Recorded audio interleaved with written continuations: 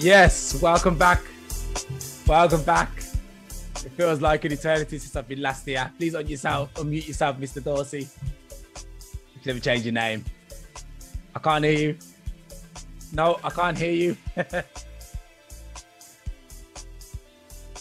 Let me tell him to unmute yourself. Yes, welcome to Blackopolypse. We're back. It's been like, it feels like it's been an eternity, but because the programs are not regular Monday, sometimes they're on Saturdays now, and I had one Saturday. I was supposed to do one on Saturday, but the guy couldn't make it. So now we're back today, which is good because I actually am inundated with so much work at the moment and so much stuff in the real world that I haven't managed to get this all together. But I'm hoping in the next couple of weeks, it'll be back to normal. Anyway, joining me today is Mr. Dorsey for the second time, because it was so much fun last time. I had to get him back. What's going on? Thank you. Thank you very much. It's good to see you, man. It's very good to see you. So what's new? I don't know. Do you celebrate Pride Month? Yeah, I do celebrate Pride Month. In fact, there have been a couple of Facebook programs that I've joined on. The Triple Nickel is one of them. And then I've done some podcasts for several other people who are also celebrating it. And DC has a big Pride celebration, and so does New York. So over here on the East Coast, we're doing our thing and waving our flags and moving forward. I love the energy, man. I love like the way, it's shared around the world. Actually, there was some controversy in, I don't know if you can catch up with the Euros. We've got like this football tournament going on at the moment. And there was the, obviously we support the Pride movement, obviously. And one country, I think it was Hungary, they were like, no, we don't support it. And I'm like, why would you say something like that? Let people live and enjoy their lives the way they want to, and express themselves. But I don't understand this whole hate towards it. It doesn't register with me. I'm like, huh? What? Yeah, it's still a lot of tension in the world around the subject. And I mean, and most of it comes from the born again Christian community, not all churches, but a number of Christian beliefs. I mean, it's the same with abortion and race and a number of things that are happening in the United States that bring a resistance to this. So the LGBT movement is still very uphill. I mean, it's still a lot of work that needs to be done in a variety of community. And now the transgender group is coming forward stronger. The bisexual group is coming forth stronger. The queer groups are coming out. And so, but anyway, we have books now, we have literature, we have movies, we have podcasts, we have supporters and allies, we have grants and funds. And when I worked for the federal government, I was the diversity officer and the special emphasis program manager for the LGBT community. So in my 74 years, I certainly feel like I've contributed to the movement and been a positive example. So, I mean, it's still a lot of work to do in a lot of categories of the United States and the world in terms of LGBTQ. And then I have my 3 books. So, I mean, what can you say? Actually, I didn't want to talk about the one we didn't really catch up on in the last, I can't remember what it's called. There was a 3rd book, which you didn't really talk about that much. Yeah. Well, the 3rd book is called From Of Time and Spirit. Yeah. And here's a copy of it. Yeah, and it just won, along with my other 2 books, the Independent Press Awards. It was considered a distinguished favorite for that group. So I was really kind of proud. I mean, I want you to see the little emblem up here, my little emblem, my Independent Press Awards. So that to me was, very significant. But the book is a tribute to my father. Mm-hmm. And the baseline of the story of his helping me come to terms with coming out in the LGBT community. Yeah. And yet my dad and I throughout my life never communicated. I mean, I was pretty much a mother's boy, and I was with her everywhere she went, to the grocery store, to the food shopping, clothes shopping, the hairdressers, the barber shop. I was with my mother. Yeah. And then from the time I was born to the time I was in 1st grade, we lived in a rural community. So I was with my mother, every day. So, and so I had a lot of her inflections and behaviors and feminine actions. But I mean, still, I knew within myself at 4 years old that I was gay. And many people ask me, you know, how did you know you were gay at 4 years old? But, you know, at that point in time, I knew that my proclivities were toward boys. But yeah, I mean, boys, I mean, when I was a boy, not boys, not now that I'm an adult, boys, but, you know, I don't know if you had where in the Caribbean and in Europe where you were, but we had a department store here called Sears and Roebuck's. And many years ago in the 50s and 60s, they sent out a catalog. And, you know, my mother gave me the catalog, you know, to pick out my school clothes. And of course, they had a ladies section, a men's section, a children's section. But interestingly, in there, they had an underwear section for men. And of course, I had to pick. So when I saw these men models with their, you know, little, I mean, I knew that was where my proclivity tended to be. I look at you laughing at me, but I mean, it's true. I mean, it's I true. mean, it's cool. Yeah, but anyway, I was born Catholic, so you have the institution of religion, and I had sense enough not to say what I was thinking because it certainly wasn't the norm. I didn't see it anyplace else around me in my life. I mean, I knew it was socially unacceptable behavior according to the church, and then when you went to elementary school, you knew that. In fact, I have this funny story I have to tell you. Is your first name Wayne or is your first name Alstallio? It doesn't really matter. It doesn't matter to you. It doesn't matter. Anyway, I was whatever's easiest for you to say. Oh, okay. Well, anyway, I'll just say Wayne because my middle name is Wayne. So I know I won't stumble over that. But, you know, when I went to first grade, going back to my little story, and my mother dropped me off at school after about the second day, my first grade teacher, Agnes Curtis, said to the class, the first grade class, to go outside on the playground and form two groups. Okay. So we got in line, single file, first graders, and we marched out on the playground. And the group formed into two. A boys group and a girls group. That's just how they divided themselves in two. Well, when I looked up, I was standing in the girls group. And one of my classmates, her name was Sylvia, said to me, Maurice, I think you belong over there. And she took her finger and she says, I think you belong over there. Yeah. Well, I was probably the tallest kid in the class, or one of the tallest, you know, among the boys and the girls. And it never dawned on me. I mean, it never registered to me that I was standing with the girls, you know. And so I moved over, but of course that was a signal to all of the boys in the class that it was something a little different about me, you know, that I could make that kind of colossal mistake, you know, in the midst of 25 or 30 first grade students. Yeah. So that was a very defining moment. And then you're 6 or 7 years old, you know. But the book of Time and Spirit, I mean, I lived my whole life keeping my mouth shut, having my feelings, having my thoughts, having my fantasies of whatever they are during childhood and adolescence and experiences. And then you move through primary school, secondary school, and then you go to high school and then, or junior high school. And then the senior class boys are discerning your difference, you know, so they're picking on you. But anyway, after I finished college, I decided I wasn't living a life of secrecy. I just could not live with the deception because I had been so close to my mother. And, you know, we talked on the phone all of the time when I was in college. And I told her that I had gone to this gay bar. I mean, I went to a gay bar and I saw all of these men dancing with each other and they were happy and they were flamboyant and they had their hair done and their clothes done, and some had makeup. I mean, but it was a happy group. And it was the first time I had ever been in anything like that because I was rural. I mean, I was born in a rural community. And so, I mean, I had no exposure of the urban life at all from a social point of view.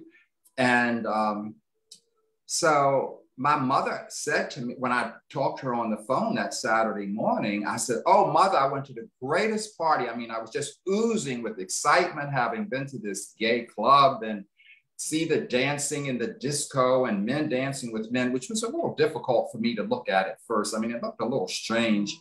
And men showing affection, because my dad never showed any affection to me. Yeah. I mean, we never really touched. I mean, I didn't know what it was like for a man to touch me. And so anyway, my mother said, "Well, who is she?" And I'm thinking, uh-oh, I got to make a U-turn in this conversation because I'm not going to tell her, you know, it was no she, you know. So I changed the subject and said, "Oh, well, you know, I didn't take anybody this time. I went," which I didn't take anybody, but I was with a friend of mine. And so anyway, after I thought about it and deliberated on it a while after undergraduate school, I thought, nah, I'm not living this damn lie. And I had finished undergraduate school. I had my college degree. I was on my own. So I called my mother and father and I went home. You know, I said, "Are you both going to be home? I have something that I need to tell you." And so I went home and I told my mother, you know, that I was gay, my mother and father, in the living room of the house, that I was gay. Well, my mother went through this whole dramatic scene. You know, I did the best that I could. I didn't raise you that way. I breastfed all my children. And I don't know what happened to you when all of the girls like you. You're tall and you're handsome. And, you know, I don't know why you would do something like that. And she just went and she cried. When she started crying, then I started crying, because no boy wants to see his mother crying. I mean, you don't, you know, and so all of this that I thought I was going to be relieving myself from became heavier, because, you know, she's reacting with all of this theater and drama and non-acceptance. When my dad, who said absolutely almost nothing to me my whole life of any, you know, because I just wasn't close to him, looked at my mother and said, "Zelma, how can you not know?" He just said, "How can you not know? He's been like that his whole life," you know? And so it's with his statement, he was the one who took the lid off of my head and the weight off of my shoulder, because my parents, like many well-adjusted family households, your parents are, you know, the key players in your life. I mean, they fed, watered you, and gave you clothes and shelter, and they went to work, you stayed home, you went to school. So, I mean, I was close to my parents. I mean, even though my dad and I didn't communicate, I mean, I still loved him and wouldn't have wanted anything in the world to happen to him. And so the inspiration of this book of Time and Spirit is a tribute to him. And it's telling my relationship with him and the difficulty and the struggles I had trying to get close to him as a man of the turn of the century. He was born in 1919. So, you know, it was going from the 1800s to the 1900s. And so his way of thinking and his way of parenting, and he came from a Catholic family and went to Catholic school, was so different than my thinking. I mean, it was like we were on two different planets, you know, in the way we thought. But I could relate to my mother because I was also materialistic. I mean, I like things. I mean, I wanted my TV and my record player and my music, and I wanted clothes, and I wanted everything. And my mother used to say to me, "Maurice, boy, I have 3 children. They don't seem to want anything, and you want everything." Yeah, like my daughter. Yeah, so, but I was the baby, and I was 7 years behind. They had more to give, and then they were tired of raising children when I came, and, you know, and they, you know, they wanted to just do anything to get me to shut my mouth, you know. And of course, once I learned that, I knew how to put the little childhood guilt trips on them, you know. Well, you don't take me anywhere, and we don't go any place, you know, that whole whiny thing. So that's how the book got started, of Time and Spirit. You know, it's funny you should say that. It's because I'm thinking, is that the way my third daughter is going to try and play me, and especially her mom? She's going to play her mom anyway, because that's just the way it is. But like me, I'm kind of a bit more stern, you know. I don't give in too easy sometimes. And I'm wondering if my daughter's going to try that. Anyway, so you're saying about, do you think, I mean, when did you recognize that your relationship wasn't that good with your father? Do you think did he have something against you being the way you was? Like, did you think? No, he hadn't. My dad had suffered a variety. First of all, it wasn't that he disliked me at all. I didn't feel disliked. I just didn't like him because no, I really didn't. I mean, as a child, I didn't like him because he wasn't integrating into my life to the same extent that my mother was. He seemed to let, which many men did, the children were more or less relegated to the mother, and the man, that generation, went to work. And so I couldn't be mad at him because, I mean, I always gave him credit for taking care of my mother so that my mother could take care of me. You know, so it was a real team approach. I mean, it was a cycle in there. So it wasn't that, I didn't think it was he disliked me, never at all, because I was gay. I mean, he tried to enter in antiquate, what I considered antiquated ways. I mean, he just seemed so old fashioned and stoic. And then he was born in the Catholic Church, and the Catholic Church had all these church rules that you had to go to confession, and you had to confess your sins, and you couldn't eat meat on Friday, and you couldn't have premarital sex, and masturbation was against the church law, and postmarital sex, adultery was against everything. It was just all of these rules, and he was indoctrinated in all of this Catholicism. So he lived, because he went to Catholic schools, more or less on the straight and narrow. But then when he volunteered to go into the army, and all of the guys in the army gave him hell. You mean you haven't had sex with anybody but your wife, and you don't have one girl, I mean, you can have, this is the time you're supposed to have lots of girls. And so when he was stationed in France and Italy, he was so naive, in my opinion. He would send letters to my mother saying that when he got back home from being overseas, he was going to be a better sex partner because he was having sex with the French and Italian women, because of these military men encouraging him, to do it. But in his nature, I don't think that was his nature, but it certainly wasn't anything. Hold on. Wait there. He was having sex with Italian women. Italian and French. And then writing to your mom saying, yeah, I'm having sex over here. Yeah. What the? I mean, I never heard anything so crazy. Yeah, I mean, it's so naive, I mean, but he's coming from the angle that I'm going to be a better sex partner to you when I come home because of this. But of course, my mother didn't want to hear that. I mean, she's home with two babies, and not me, but I mean, my brother and sister, raising these two kids by herself for all practical purposes, while he's over there, in her mind on the playground, So she was not happy about that. But of course, that didn't register to him. I mean, until she made it perfectly clear. The thing is though, back then, in the 1930s or whatever, the 40s, when he was, so I guess he was part of the war. Was he part of the war? Yeah, he was part of World War II. Yeah, he was a part of World War II. And, and I bring this out in the book, at the time he was in the military, Wayne, the Army, the United States Army was segregated. Yeah. And I, and at that point, I didn't even know. I mean, in my mind, I could not conceptualize the armed forces of the United States of America being segregated. So they were separate barracks, separate dining halls. Yeah.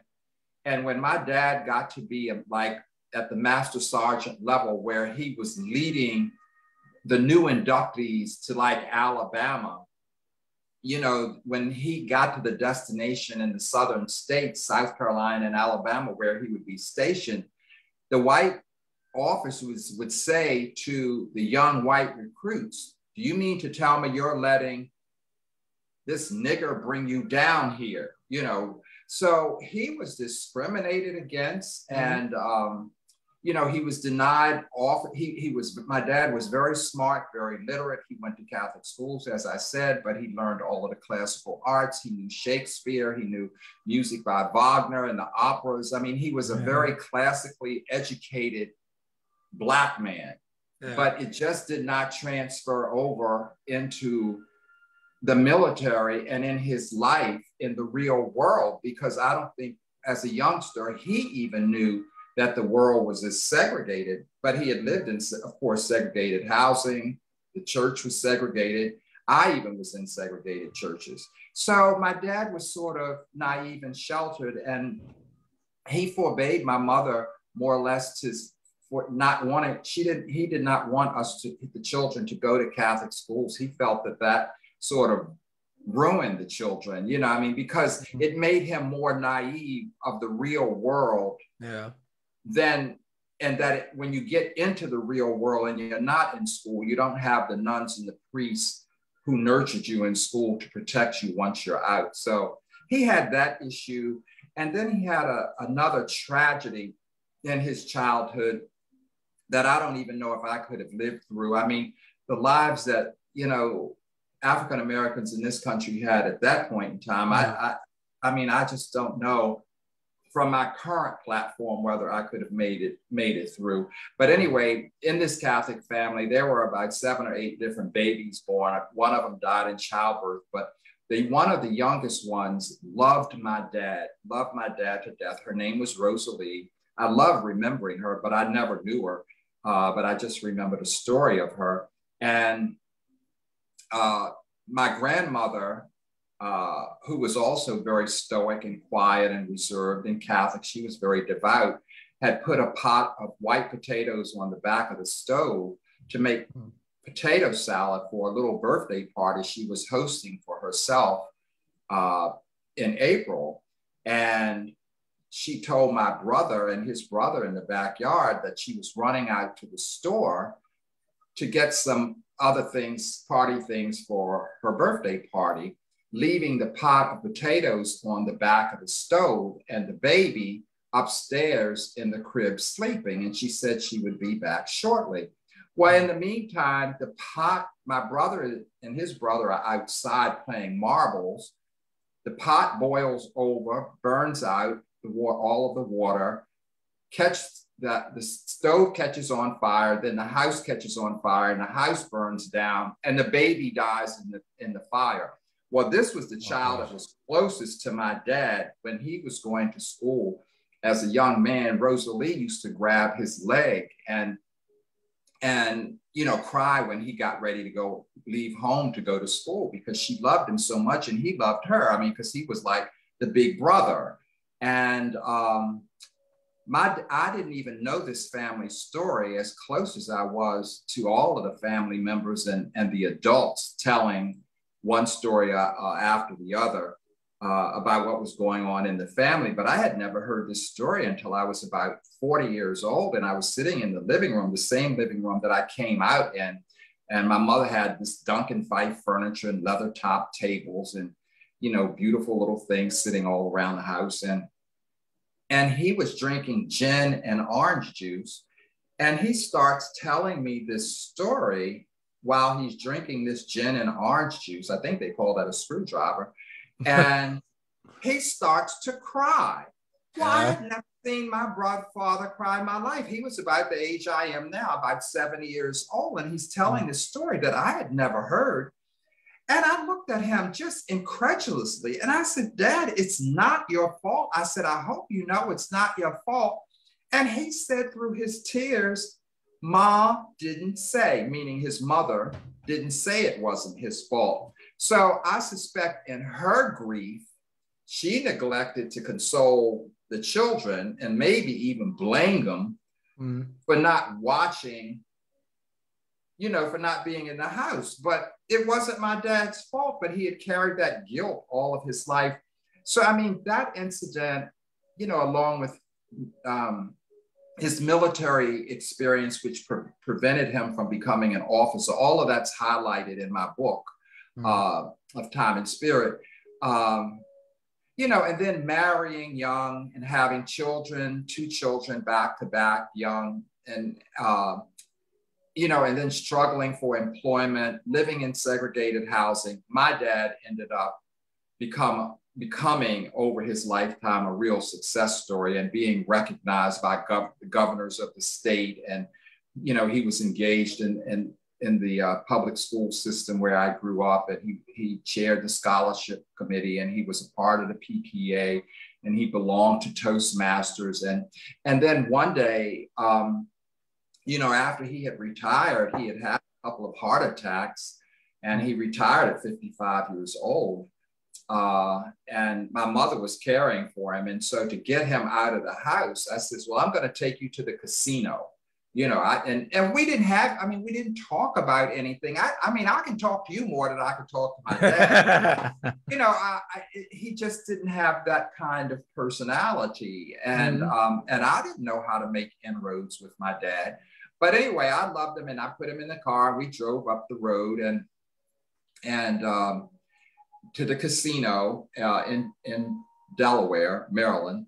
I mean, Delaware, Wilmington, Delaware, somewhere in Delaware, it doesn't matter.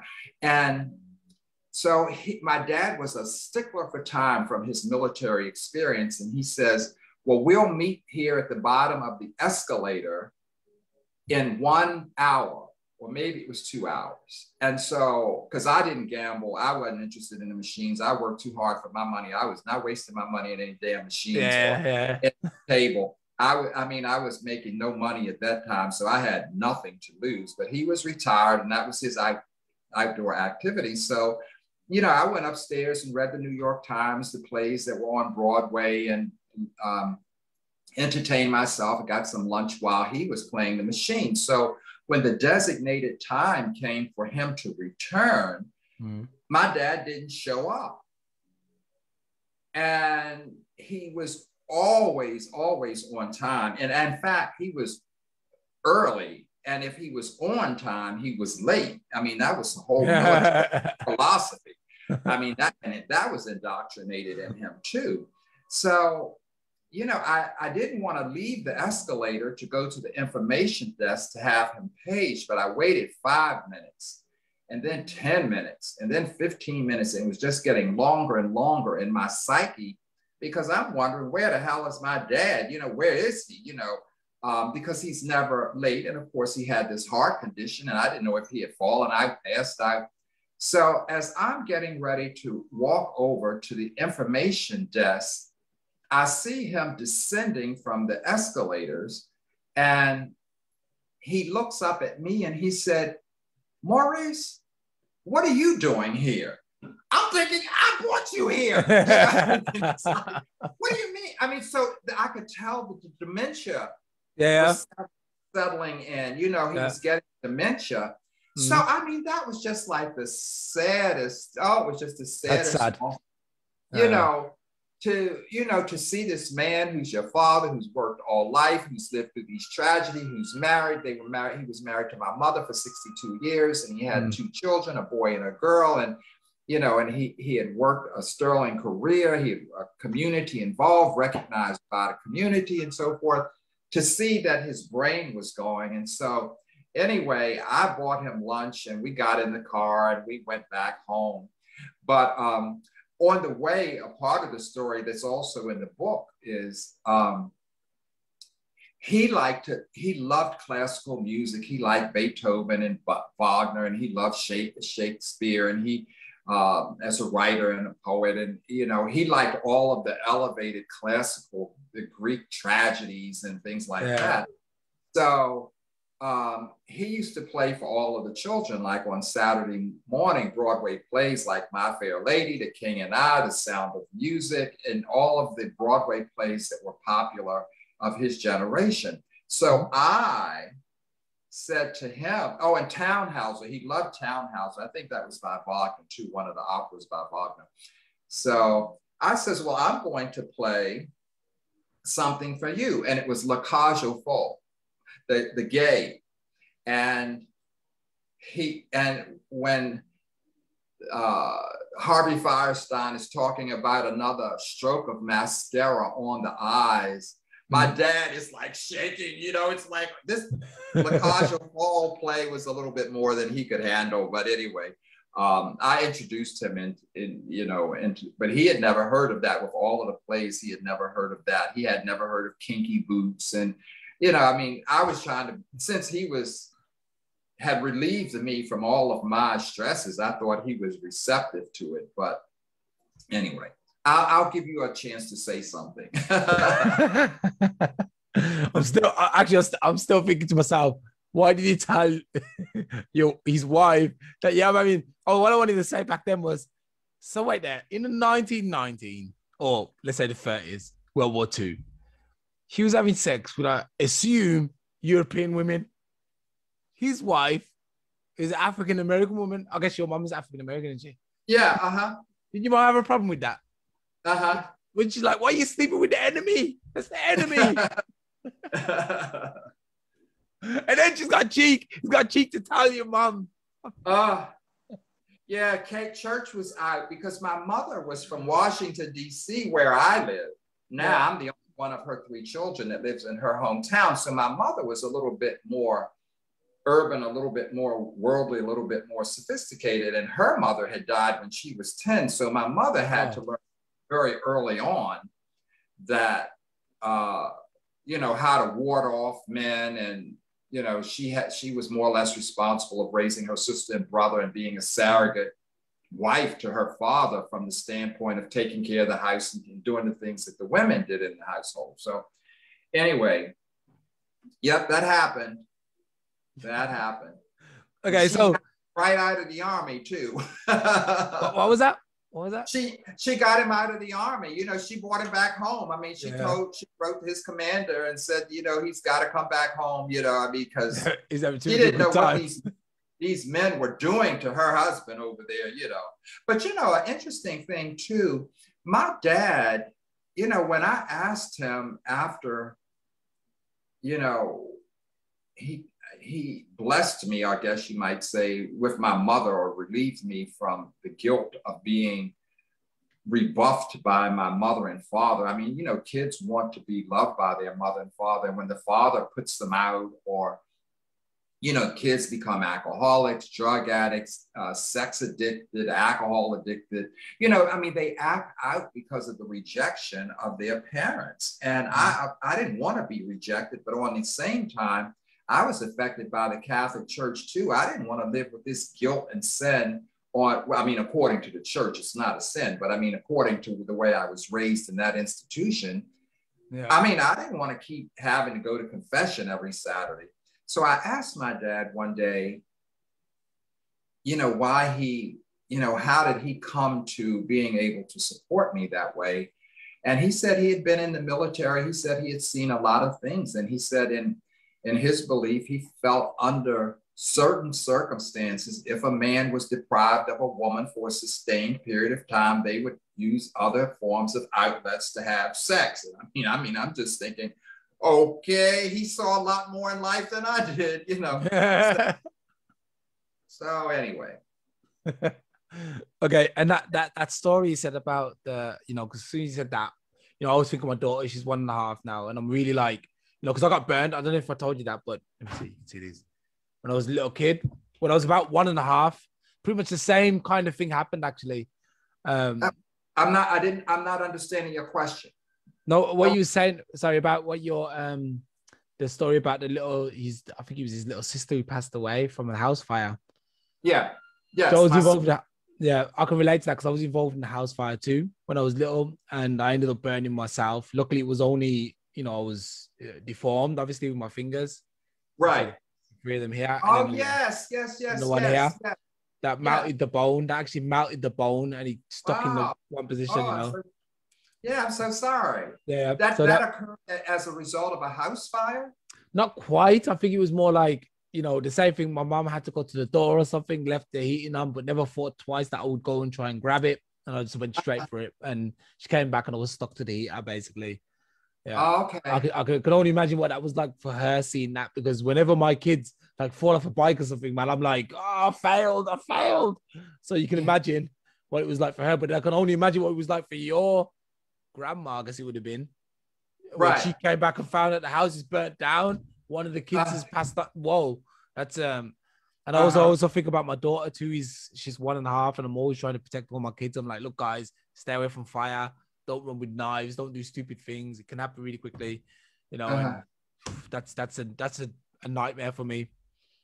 Well, you know, I find being 74 years old, there's so much tragedy in the world. I've been on around the world twice on 2 world cruises. And when, you know, in every country of the world, there's so much tragedy, there's so many issues where people need help and guidance. One of my Facebook friends here in Washington, D.C., is still grieving from a tractor trailer truck that ran into an SUV that his mother, his sister, his 2 nieces and nephews all died. Really? From a truck driver hitting their SUV, and the driver had gone to sleep at the wheel. Yeah. He had been driving for 35 hours. 35 hours? And he went to sleep at the wheel. He had no scratches, but the damage that he did was 5 family members being killed all at one time on the same day.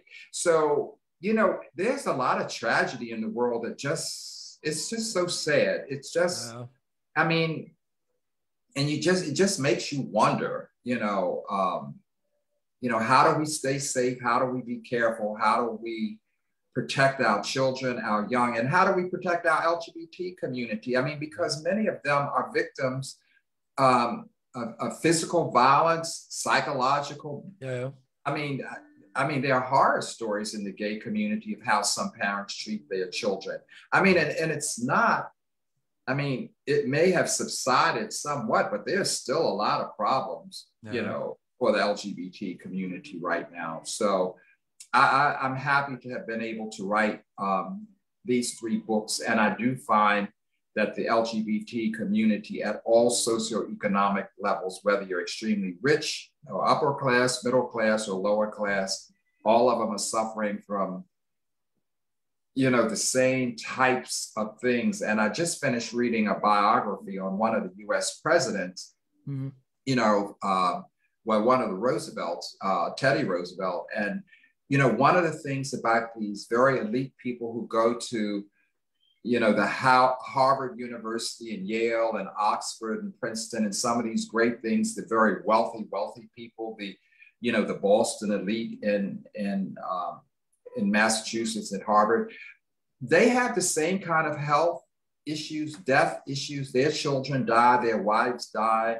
Yeah. You know, they are also victims of tragedy. I mean, so at every socioeconomic level, I think people, just all of us, which just makes it so hard that we try to, you know, we have these polarized groups, these groups that divide and separate us and keep one pitted against the other. It's just unconscionable to me. It's crazy. We're all vulnerable. We're all vulnerable.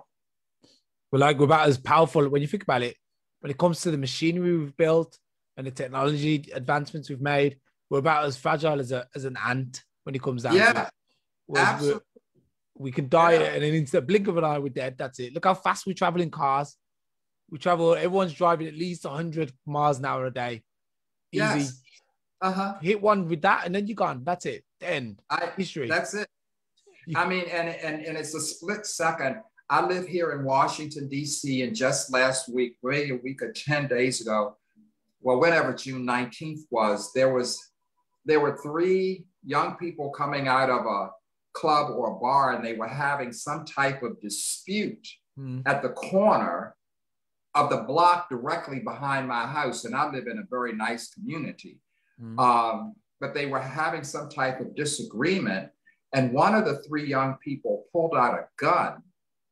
And he thought he was shooting in the air, you know, to calm the people down, you know, the people who were arguing down.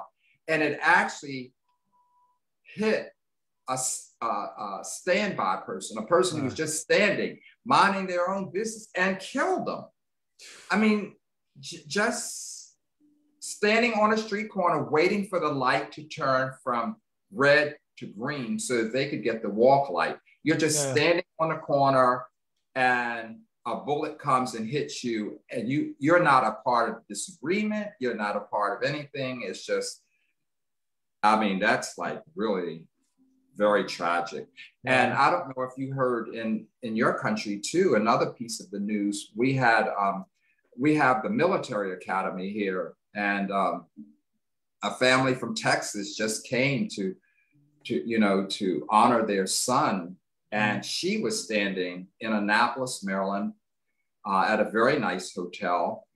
And she was shot and killed by another stray bullet. They was just standing there. And it's like, they haven't even found the people who shot these people yet. It's just, it's a lot of tragedy in the world. So, we have to keep working and doing good things like you're doing, and, help people, increasing awareness, writing books, doing podcasts, doing TV shows, doing billboards, donating.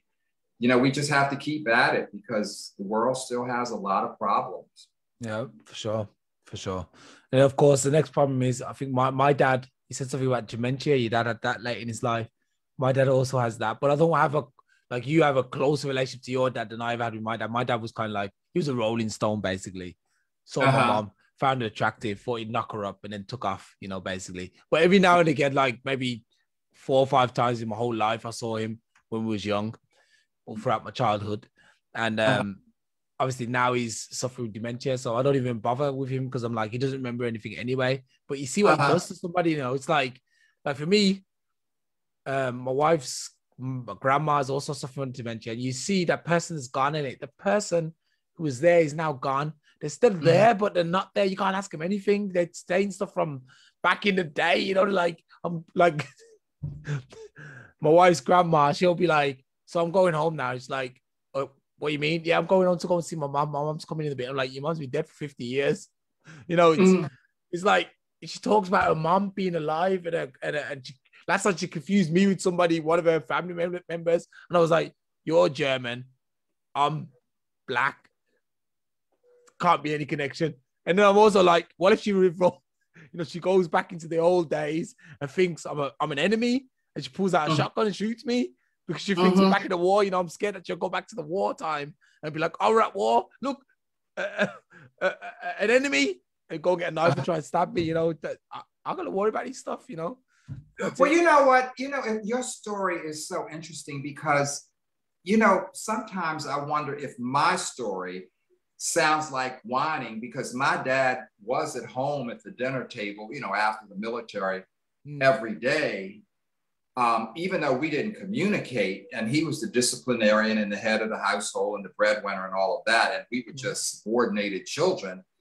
But in your case, your father wasn't even at the dinner table, every day. So, if you put it on the scale, your story sounds more tear-jerking. It's more of a situation where you've been victim of this human being that's your father, whose role is to protect and to their children, to provide and to protect for their children, and he's like absent. He's gone. And then when he gets old, he has dementia. And it's like, I can't ask you anything. It's like you don't get anything out of it. I got nothing from the guy. Nothing. You don't get anything out of it. Yeah. No history.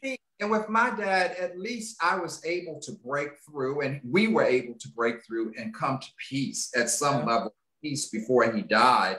And I remember when I picked him up at the hospital, the Johns Hopkins University Hospital in Baltimore, Maryland. I picked him up after his heart surgery, and the doctors told me I had to put a pillow over his, over the incision before I put the seat belt on and drive him home. And I couldn't drive the car more than 40 miles per hour. And he was kind of slumped over in the car like this on the seat belt, I guess trying to get home and trying to stay comfortable, whatever he was in his head. And out of his mouth, of this man that I had not had any long conversations, he looked at me and he says, Maurice, I had 3 children. I loved all of my children, but you're the best one.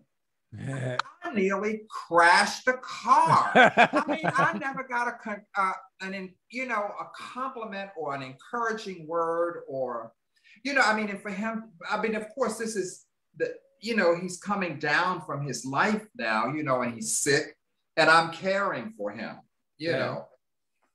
but I mean, just to hear him say that, and I didn't cry in front of him, but after I got him home and I, dropped him off and did what I had to do and cut his hair and whatever, I got in my car and I just let this stuff out. I just cried and cried because, I mean, now I'm 50 or 60 years old, and now he's having his awakening of his fatherhood, and, and I'm included in it. So, I mean, at least I got that, but, I don't know. Parents, I mean, we didn't come with guidebooks and directions and blueprints to how to raise children, but some of them can have really fucked up bad. Yeah.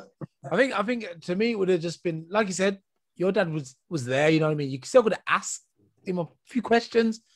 I never had that option. When I saw him like, I didn't see him much when I was little. Then I saw him again when I was about 17. He took me driving. I saw him like 2 times and he was gone again. I was like, and I didn't see him again till, in fact, the last time I saw him, I knew he was getting sick. That's it. And then I saw him once. I visited him in the, where do you go when you're demented, or like an old people's home or something. He was still quite young. He wasn't that old, but he was older and old enough to go into the old people's home. And now he's there, and he's just he's a vegetable now. That's it. It's a vegetable. Like, you just see him, his eyes are up there, and he's like, and he's just, I'd made peace. I don't mean any ill will to any human being, to you or me or our parents. But, there's an old saying, an old tale saying, I don't know where it came from, of what goes around comes around. And, I think we can't live an inconsiderate, good life and expect to have a good ending. I mean, if you're not living your life doing the best that you can do with what you have, where you are under your circumstances, but it's your best life, you can't expect on the other end. And I don't know if it's any science that supports any of that, of what I'm saying, but I have lived long enough to see that those people, even if they have justification, who haven't lived correctly by just common sense. I'm not even talking about a Bible. I'm just talking about the difference between right and wrong. Yeah. And people who can't discern that end up having an end that's not pretty. Yeah. I mean, not a pretty end. Sure. That's what. But I have to be careful about what I say, because I don't know how my end is going to be.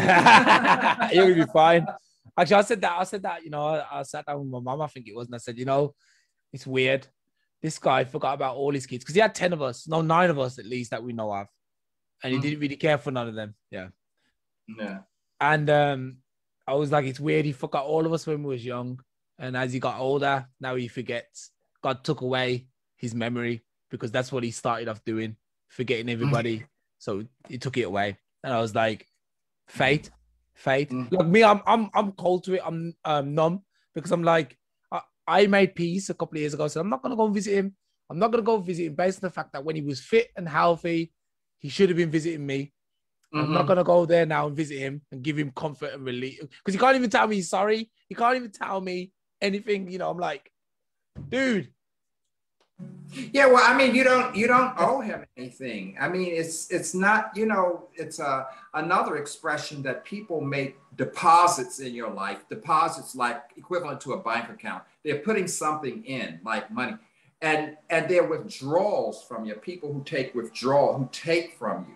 Yeah. And people who don't participate in your life like a father, they're withdrawing from you. Yeah. So, I mean, the balance, I mean, if you look at the balance sheets of deposit and withdrawals, he's withdrawn more from you than he has deposited in you. I mean, in terms of good stuff. But of course, you have to look at it this way, Wayne. Look at this wonderful product that he created. That's all my mom's work. This handsome man, okay. He's young, full of energy. I'll give that to my mom. who's doing podcasts globally around the world. So, you know, there is a justice. There's always some justice that comes, a good that comes from a negative situation. And so you have not done bad. I mean, you're doing good. Picabello. And then look at me. Hey, wait, you said you was, what did we say? You was 55 last time. We said 55, didn't we? No, 74. I'll be 75 next year. Yeah, but you don't look that old, man. I don't believe it. I'm saying 55. we had this discussion last time. Yeah. Somebody, one of my girlfriends said, friend girl, I don't mean like romantic because I'm gay, but she said, I want to see your driver's license. She said, I don't believe you're 74 years old. But anyway, I'm 74 years old. And in the morning, I can tell that I'm 74 when I'm getting out of the bed. Well, I don't like getting out of the bed anyway, but now it's nobody in the bed with me, and I still don't like to get out. Actually, saying that, have you ever been married or you ever had any kids? No, I've never married, never had any kids. Thank you for asking. I've had 2 long-term gay relationships. One for 22 years, African-American man for 22 years. He was 9 years older. We had an absolutely perfect relationship as far as I was concerned. But, you know, one of the things that I have learned in relationships is when you marry or are part of another person's life, you're marrying their family too. Yeah. So what, all of that other stuff. Tell me about it. Yeah. You got all of those sisters and brothers and cousins and aunts and uncles who are loyal on that team. Yeah. And I was, and if you're gay and they don't like you, boy, it's not going to be easy. So I endured my first relationship, but the primary instrument of the demise of it, from my perception, was his mother. I mean, he actually loved his mother. And I came home from a business meeting many times, and she would be sleeping in my space of the king size bed that he and I shared. And I just thought that's too weird. It's just too weird for me. It's just too weird, So anyway, I had my second relationship, and it was 12 years, and it was a white guy from Dutch descent. And we had a beautiful relationship. And of the two, he was very quiet, like my dad too, though he could yell a lot, but I had a great relationship. Actually, I had a great relationship with both of them. I had 2 good partners, 2 sustained relationships. And I had I never had a boyfriend or girlfriend in high school or college. I had some promiscuous one-night stand activities, whatever you call that stuff when you're young. But I only had 2 long-term relationships, and they both were good, and both of them are currently deceased. Oh, and I didn't kill them. Yeah, I was gonna say you killed them. Anyone gets you guys? At least I don't think I did. Just outlive both of them, I guess. Yeah, well, I hope so. But I hope the second one chooses me again. When you're young, sometimes, you reflect on your life. And I've been single for 17 years. And if any of your listeners are single, I've been single for 17. Yeah, I've been single for 17. But it's the only period in my life that I was ever single as an adult. Because I came out of college and had my first relationship for 22 years. And I mean, we built a home together. We had cars and traveled, and we went to Europe and vacationed and cruised. We had a beautiful life as far as I was concerned. We had everything in our home. We entertained and we traveled. The second relationship was very different, but it had a different level of fulfillment. And I guess people are different in different ways. And I think sometimes, when we get in relationships too young, we outgrow the person that we're with. They either outgrow us or we outgrow them or whatever.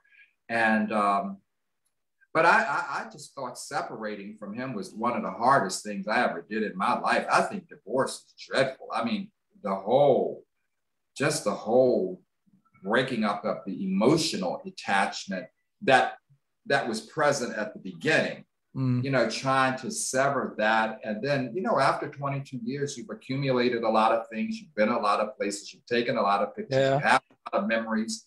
And it's always more difficult for the person who's left behind than it is for the person that's leaving. And in my case, I was the one leaving. So, but I thought that was separation and divorce was really difficult for me. Oh, well, anyway, I always think anything over 10 years with somebody is a successful relationship to me. And I'm at 13 now. So if I was to leave now, I could leave with good faith, thinking, yep, you know, good heart, you know, my honor intact, a proud person as I am, you know, an African king. Yeah. I did 13 years in prison and now I'm free. Well, I mean, you're still young yet. I mean, you're still young. I mean, you have the opportunity to meet the soulmate of your life, of who you want to I think I already got it, to be fair. She's all right, man. She's not bad, man. She's you know, as you get older, you start thinking to yourself, you know what? This might actually be it, man. Then again, 22 years, man. That's the way. Maybe in 22 years, I'll be like, this ain't it. Yeah. Well, you know, but that's what our life is. It's a journey. It's a journey of ups and downs and goods and bads and good experiences. But I mean, and it all goes into the gumbo. You know, I mean, everything. Yeah. I mean, you can't separate it. You can't unring the bell. You can't put the water back in the glass after you knocked it out. So, I mean, that's a part of who we are. And, you know, we try to do the best we can and make the best judgments and try not to hurt people and do, you know, the best you can. Yeah. So, actually, I was asking her the other day, my wife, I was saying, so how do you feel about, you know, this whole marriage thing? You know, just turned around and said, she was like, I don't even have time anymore to think about us. It's just the kids. It's just the kids. And I was like, actually, it's the same for me. I don't never get time to actually think about how I feel about my wife. It could be that I don't even like her anymore, but I have no time to think about it. It's like, I don't like, she's crying again. Quick, grab her. That's what it's like. I think you still have to keep your romance alive. I mean, I think children take up, one of the things I did admire about my mother and father is they married early, but they did take time out maybe once a month to go to a dance or a party, you know, to sort of rekindle. Because if the marriage is unhappy, your children are looking at an unhappy situation, and then they end up repeating that same type of pattern. You know, and on the other hand, I never saw my mother and dad show any sign of public affection. I never saw him pat her on the butt or kiss her on the cheek, or, I mean, I never saw them ever make any affectionate gestures toward each other in public. But I'm sure something was done. They had 3 children. Yeah, I think that was the only 3 times they ever did it. Got lucky. Yeah. Oh, yeah. I think my kids ain't going to be like that. They're going to know that about me because I'm. Well, you know, in my book, From Whence We Come, it's a passage in there that when my mother and after my dad died, or actually before, my mother and I talked about absolutely everything. But she was telling me one day that how she didn't, you know, she wasn't interested in sex anymore. So I says, well, Mother, how do you not be interested in sex? And so she said, well, you don't understand because you're a man. She says, but for a woman, she said, you got to clean up beforehand. Yeah. You got to clean up afterwards. And then you get back into bed thinking you're going to have some loving, and your man is laying over there sound asleep. She says, so what do I get out of this? And I got me, because she was in her 70s, 80s, and 90s when we would have these kind of conversations. And I would say, oh, you know, my dad must not have, he went to sleep afterwards. You ain't no good. You ain't no good. You have to give the girl a blinding orgasm. That's it. And then you've paid your dues. If you don't do that, you failed. No pressure for the listeners out there. No pressure.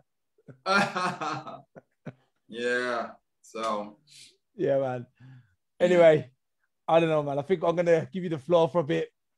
And let everybody know where we can find you again. And of course, I'm going to get you back on again in the near future as soon as things get a bit quiet. Well, I thank you so much. Well, first of all, I just thank you for having me back a second time. It's an honor. It's an honor. I love the communication that you and I have, and I have enjoyed hearing your story as much as you have. I've told you my story. I don't know if you enjoyed it, but I told you it. I love it. I love it. I love it. And so, and I'd like to thank your podcasters who listen and who support you. And I think this information sharing is good all over the world. In fact, sometimes I forget you're in Rome, Italy, Stockholm, Sweden, Germany, Berlin, Germany. Well, it's the European time, isn't it? England, Germany, it's all over. Like, so I'm based in Germany, but I'm also like from England and places like that. So it's everywhere. Yeah. Yeah. Okay. Well, good.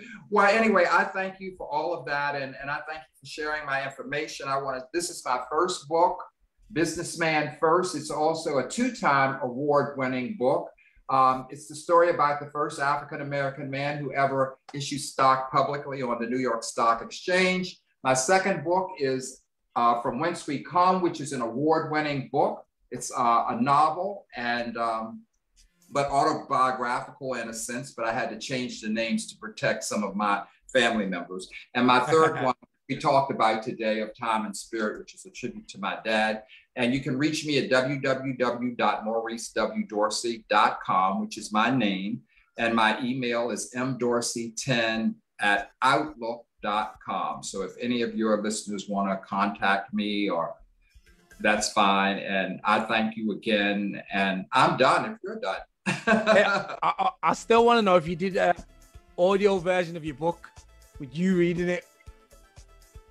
After I've done what now? An audio version. So what you do is you go into a studio and then you read the book. You read everything from the first word to the last word, and then you compile it into audio, and then you sell that version too. Well, I think you said that to me too. And I've had just a few requests of doing audiobooks, and I haven't done that yet. I have Please do but, it. Yeah. But it's sort of expensive. I've spent a lot of money. I can do it for you. Oh, well, if you can do it to me, send me an email, tell me how I do it, and I'll be happy to do all 3, 1, 2, or 3. Yeah, okay. And remunerate you if I can afford it. Yeah. I will pay you if I can afford you. I'll do nice and cheap, man. Nice and cheap. A Lamborghini. Yeah. Okay, let's keep in contact, and I'll let you know how we can do it. Okay. It's a blessing to have you again. Thank you very much for joining us. Peace out, man. All right. Thank you. Bye.